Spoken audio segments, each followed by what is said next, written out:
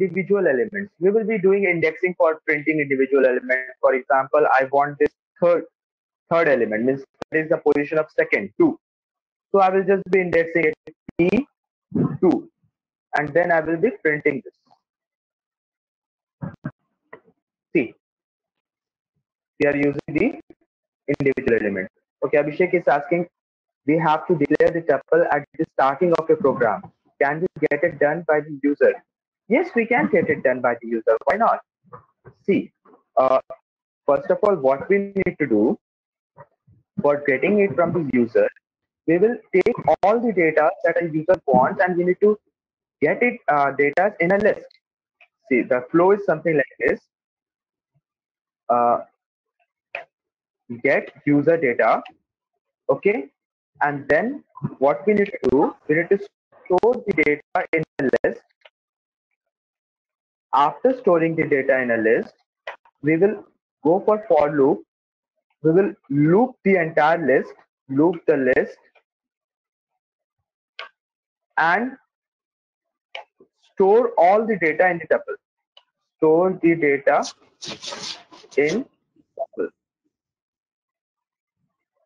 Or you can do one thing, you can not using this step, you can do one thing, you can do make the list as tuple.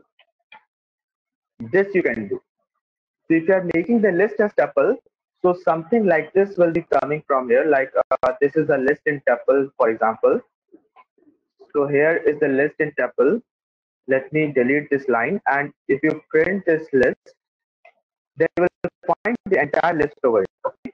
Now you're going to access this 2, for example. So you just understand the sequence. Now this is actually the first element of the tuple. So for this first element, I will write 0 over here. Okay. And in the list, this 3 is the second element of the third element and second position. Again, we will do indexing and we'll do 2. So with this, we can access, wait a minute, is not subscriptable. There is an issue, I believe.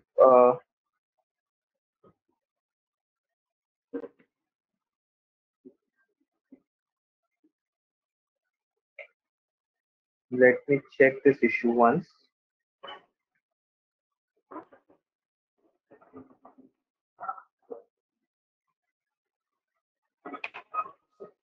Yeah, we're getting it. Okay.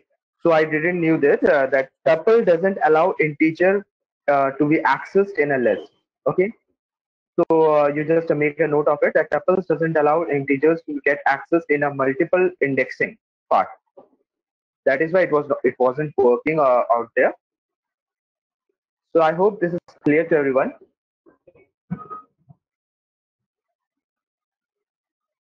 So can we move forward, or you have the doubt?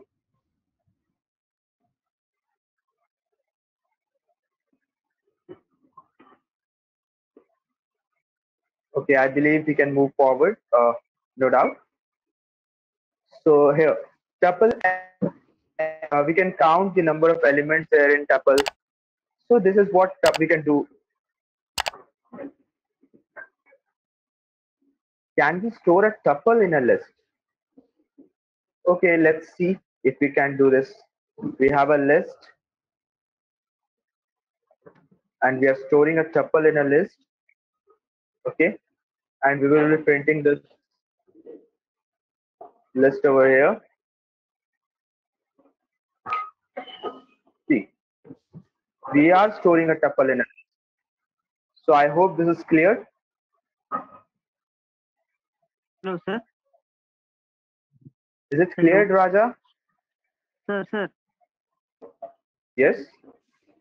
Sir, you said that we can store a tuple in a list. I can store a. You said that you can store a tuple in a list. Yeah. So in this case, the tuple will be the element of the list, no, sir? The tuple is an element of the list. See, the tuple is an element of the list. If we want to append something or remove something, this data, the first element, then we can't do this. We can't remove this data because this is a tuple. Okay, Yeah, this is got an element. If we can use this, we can take other values in the we can change the list, but we cannot change this element as this will be created in the list. We cannot remove this with the codes and we cannot use it. So this is what the demerit if we use tuple element. Are you getting this?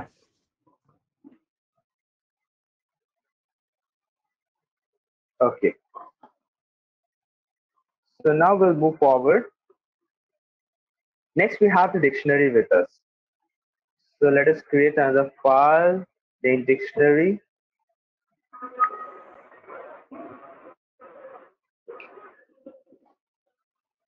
So what dictionary has, over here we use curly braces. For example, D, and if you use a curly brace, this denotes a dictionary. This denotes a dictionary. Yeah, dictionary is mutable. We can change in dictionary, but we cannot go for multiple keys. Means the same key for means what I can say that we cannot use the same key number of times. We can use only once the one key. We cannot use a 1, 1. This is allowed in list, but this is not allowed in dictionary because dictionary has unique keys. So over here, what we have a key, and is to we have a value over here. Okay, what does this key denote? What does this key denote? I hope it is not visible. So here I will say this key is the unique identification number, you can say, or unique identification value, any unique key. Okay, and what does this value say? This value is the if we write the if we access this key, then all the values corresponding to this key will be shown to us. Okay, this is what dictionary is.